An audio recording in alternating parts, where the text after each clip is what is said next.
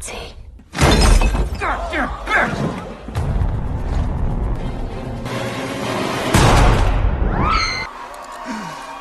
Kill them.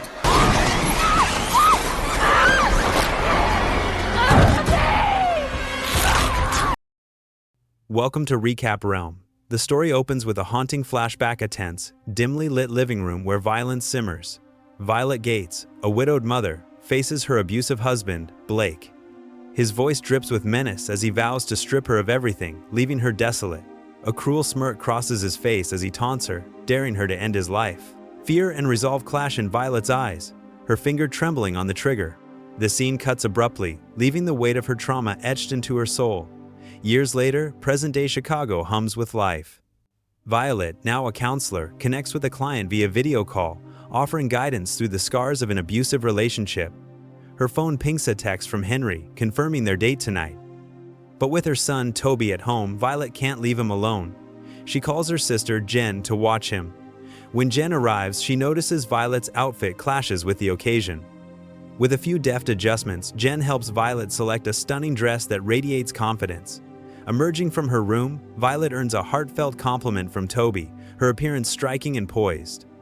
She heads to Palette, a sleek, towering glass restaurant, her face a mix of hope and quiet apprehension. This is her first date since Blake's death. As she settles in, her phone vibrates, a message from Henry, a photographer, apologizing for his delay. "Order anything you like, my treat," he writes, his words carrying a casual charm. Inside Palette, an upscale restaurant perched atop a Chicago skyscraper, Violet settles at the sleek bar. The staff greets her warmly, as if she's a regular. The receptionist confirms her reservation, but Violet opts to wait for Henry at the bar. She hands over her coat, which the receptionist tucks away. Absorbed in a text from Henry, Violet accidentally bumps into a stranger. After a brief, courteous exchange, they part ways. She approaches the bartender, Kara, ordering a drink while continuing her chat with Henry via text. A nervous man, Richard, sidles up to the bar, visibly anxious about his own date. Violet, sensing his unease, offers calm reassurance, urging him to relax.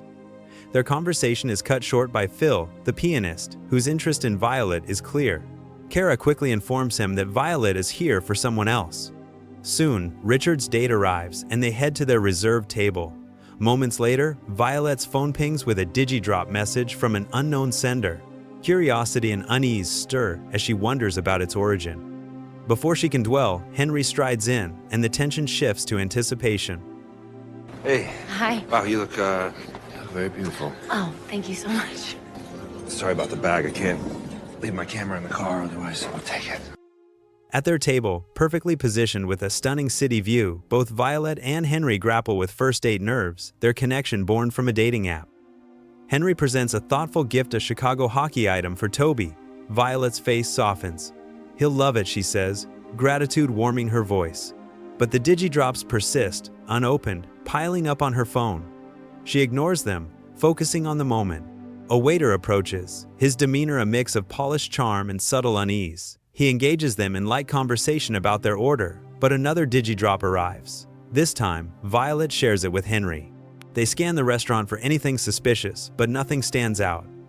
Henry attempts to trace the messages, but the trail goes cold. The waiter returns, and as he responds to Henry, another digidrop lands. Violet hesitantly accepts it, and her world tilts. The message contains live security footage of her apartment, their sister Jen and Toby, unaware of a masked man prowling their home. Fear grips her.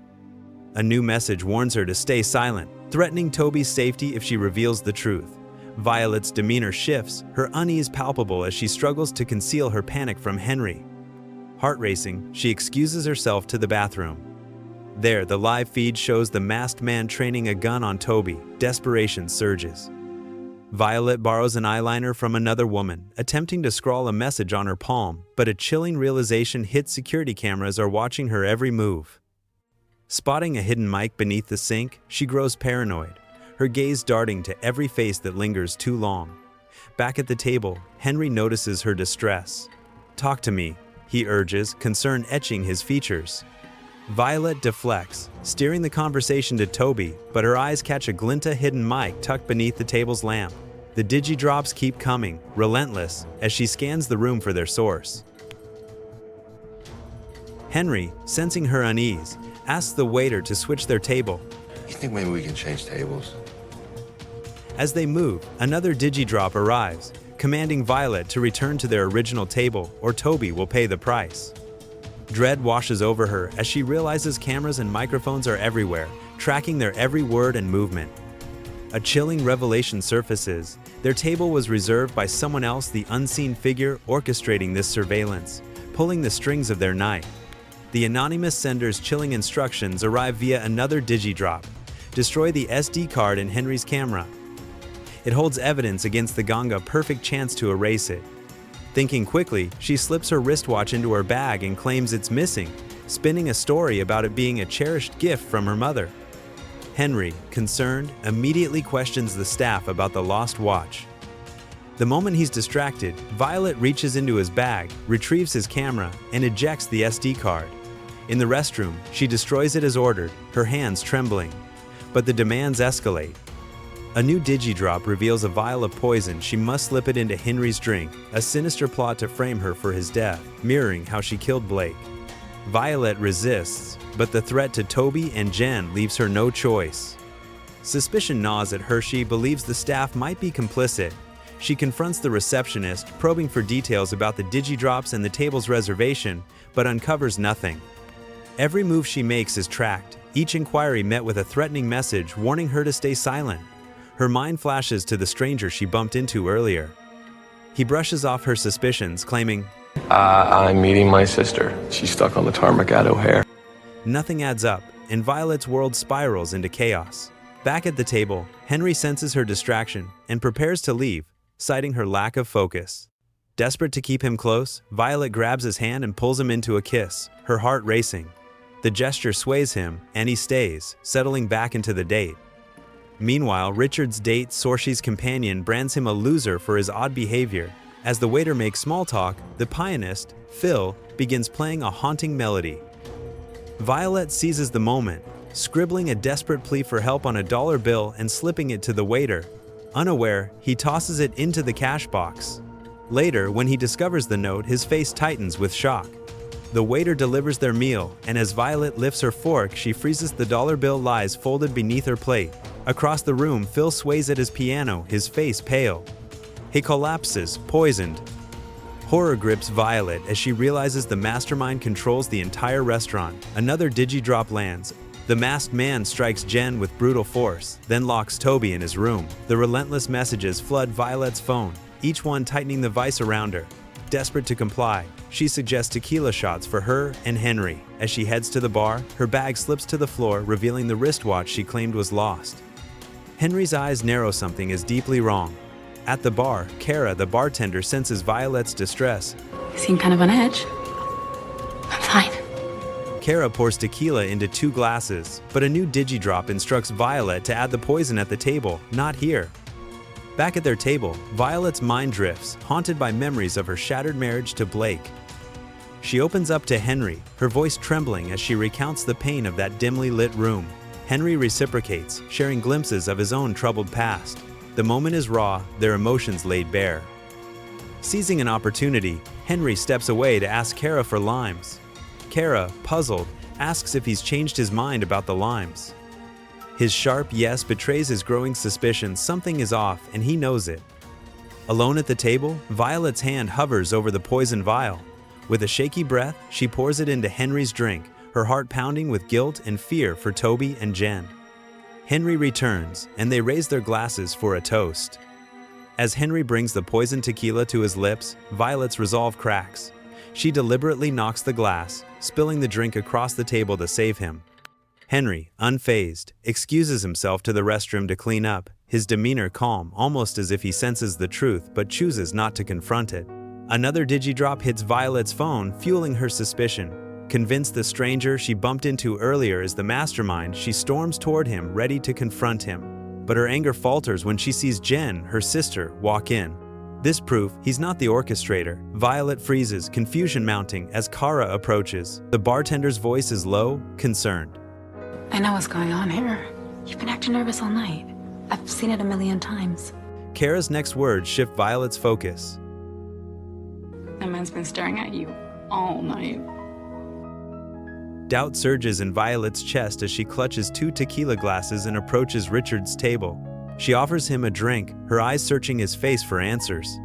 Richard refuses the tequila, but his next move chills her. He calls her Violet without her ever sharing her name. Her expression hardens as the truth begins to unravel. Gone is Richard's awkward facade. His voice turns cold, authoritative. "Sit down," he commands. Violet complies, her pulse racing. He orders her to drink one of the tequilas, and she obeys, her hand trembling. Their conversation takes an unexpected turn as Richard reveals his motives. He discloses that Henry is working with the FBI, investigating the gang. With a chilling calm, he claims to hold evidence against Violet, implicating her in Blake's death. Violet's heart lurches. She knows she didn't kill Blake. Her mind flashes back to that fateful night in the dimly lit room. Blake, consumed by rage, had threatened her and Toby, his gun raised. But in a surreal twist, he turned the weapon on himself, pulling the trigger. The memory burns, a haunting reminder of the trauma she's carried ever since. Richard leans closer, confessing to the murder of Phil, the pianist who tried to help Violet. The weight of his words hangs heavy in their tense exchange. Moments later, a waiter delivers a panna cotta to Richard's table. Henry returns, his face etched with suspicion, reading the fear in Violet's eyes. Her subtle expressions signal the truth. Richard is the mastermind behind the digidrops. Violet, her hands trembling, offers Henry the final tequila shot, urging him to drink. He hesitates, but relents under her desperate insistence. He drinks it all and returns to his table, unaware of the danger he has escaped. Violet turns to Richard, her voice steady despite her terror. "Call off the masked man from my house. I've done what you asked." For the first time, Richard complies, but his smirk betrays no mercy. He picks up a spoon and digs into the panna cotta. Unseen by him, Violet's deception unfolds. She didn't poison Henry's drink, but laced Richard's dessert instead. His face twists, fury replacing his smug confidence as the poison takes hold. In a rage, he draws a pistol and fires. Henry lunges, shoving Violet out of the bullet's path, taking the shot himself. Screams erupt in Pallet. Kara dives to shield Violet but is stabbed by Richard. Violet, fueled by desperation, grabs the Chicago hockey puck meant for Toby. With all her might, she hurls it at the towering glass window. The pane shatters. Richard, caught off guard, is sucked toward the gaping hole, tumbling to his doom. Violet nearly follows, her fingers clawing at the edge, but Henry, with his dying strength, pulls her to safety. Gasping, Violet checks on Henry and Kara, their conditions dire. She scrambles for a phone, dials for an ambulance, and snatches Henry's car keys. With no time to lose, she races from Pallet, driving frantically to save Jen and Toby from the masked man's threat. Meanwhile, at Violet's home, Jen grapples with the masked man in a desperate struggle. The two clash fiercely, but Jen is overpowered, her strength waning. Violet bursts through the door, driving a knife into the masked man's hand. He retaliates with brutal force, overwhelming her. In a moment of chaos, a remotely controlled toy car, guided by Toby's quick thinking, rolls toward Violet, carrying a pistol. She seizes the weapon and fires, bringing the masked man down. Her family, battered but alive, survives the ordeal. The authorities investigate the footage, apprehending those behind the conspiracy. In a quiet hospital room, Henry clings to life, his condition stabilizing. Violet sits by his side, her connection with him deepening through shared trauma. Jen, recovering nearby, offers a faint smile. Violet's voice softens as she reflects. Say you'll brave a second date with me. I would love. What was meant to tear them apart only forged a deeper connection. The movie ends here. Don't forget to hit that like, subscribe button, and ring the bell. We bring you powerful, emotional, action-thrilling stories like this and more every single week. Recap Realm got you. Subscribe, like, share because stories like this deserve to be seen.